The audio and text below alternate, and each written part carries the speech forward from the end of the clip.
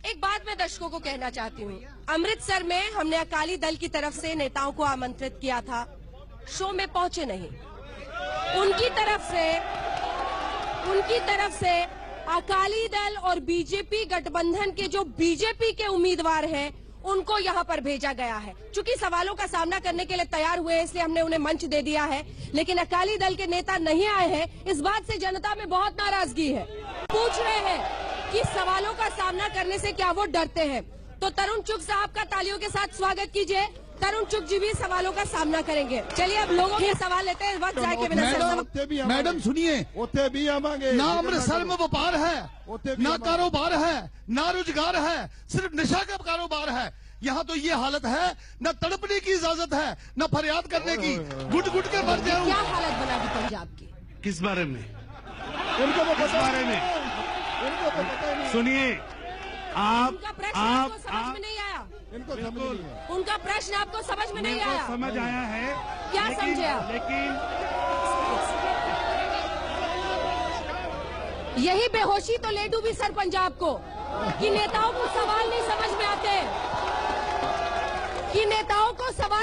आते, madam sir आपसे सवाल पूछा। आपकी आंखों में शायद कांग्रेस और आम आदमी पार्टी का चश्मा है। ये आपका जवाब है। अगर आप यहाँ पर ये आम आदमी पार्टी रिप्रेजेंट कर रही है ना, इन्होंने देखा आइए नहीं वहाँ है। खड़े होइए। ये आपका जवाब है। देखा नहीं है उन्होंने। उनका सवाल नहीं सुना आपने। देखा नहीं है। इनको पता उनका नहीं है। सवाल नहीं सुना। इनको पंजाब का उनका सवाल नहीं सुना आपने। इनको अमृतसर का पता नहीं है। मैं इनको मैडम पता नहीं है। केजरीवाल को रिप्रेजेंट कर दीजिए। एक सेकंड, थोड़ी इनकी गलतफहमी दूर कर दी जाए। हाँ। थोड़ा मेरा साथ दीजिए, शांति रखिए, थोड़ी सी शांति रखिए, इनकी गलतफहमी दूर कर दी जाए। हाँ जी, बोलिए। आपको उस बुजुर्ग का सवाल नहीं समझ में आया। आपको लगता है कि आप मीडिया पर हमला करके बहुत बड़े बन जाएंगे। आपसे मैंने सवाल किया, जवाब दीजिए। आप आम आदमी पार्टी का रिप्रेजेंटेटिव मत करिए। जवाब आम आदमी दीजिए पार्टी सवाल का का। रिप्रेजेंटेटिव मत बनिए। जवाब आम दीजिए। आदमी पार्टी का रिप्रेजेंटेटिव मत आपको बनिए। डर किस बात का आप है? मीडिया बनिए, मीडिया। आप डरे हुए हैं। नशा है। आप मेरे सवाल का सामना नहीं करना चाहते। आप डरे हुए इंसान हैं। पंजाब में नशा अपना है। चश्मा मंच पर उतारिए। हमने आपको अपना जगह दी, चश्मा अकाली दल के नेता नहीं है, पंजाब और में आप मुझसे भिड़ रहे हैं। अपना चश्मा पंजाब में उतारिए। चिट्टा फिर से है। दोहराइए सवाल, ठेका नहीं है आपके पास। फिर से चिट्टा पूछिए ने सवाल। बेड़ा गर्क कर दिया पंजाब का। चिट्टा है सत्ता पंजाब इतनी में। बहरी हो चुकी है इस देश में कि बिल्कुल। मैं इस बुजुर्ग व्यक्ति को कहूंगी कि फिर से अपना सवाल दोहराए, ताकि इस बार आपके कान खुले और आप जवाब दें। देश में ये, पंजाब में ये हालत है, न अमृतसर में न व्यापार है, न कारोबार है, न रोजगार है। हालत ये बन चुकी है कि नशे का चारों तरफ रोजगार है। जवाब दीजिए। मैं सुनिए, मैं एक बात जवाब दीजिए। बोल जवाब दीजिए। किस बारे में जवाब देना है? पंजाब। सुनिए मैडम, ले लिए शर्मनाक, शर्म। उनसे पूछो। हाँ जी चौक साहब, मेरी गल का जवाब दिओ। तुसी अमृतसर ते हैगे हो, छाटे दी सारी इंडस्ट्री का बेड़ा गर्क हो गया। सिर्फ ओसीएम मिल चल रही है, बिरला की कंपनी है। हिंदी बोल पाएंगे सर? हाँ, मैं बिरला की कंपनी है, वो चल रही है, नहीं तो उसका भी सत्यानाश हो गया था। फोकल पॉइंट का सारा बेड़ा गर्क हो गया। तुसी आप चुक साहब फोकल पॉइंट जाइए, सिर्फ 10% इंडस्ट्री चल रही है। दूसरा फोकल पॉइंट है वो बंद के कगार पर है। मेरी इंडस्ट्री यहाँ मजीठा रोड पर है। मजीठा रोड पर मेरी मिल बंद है।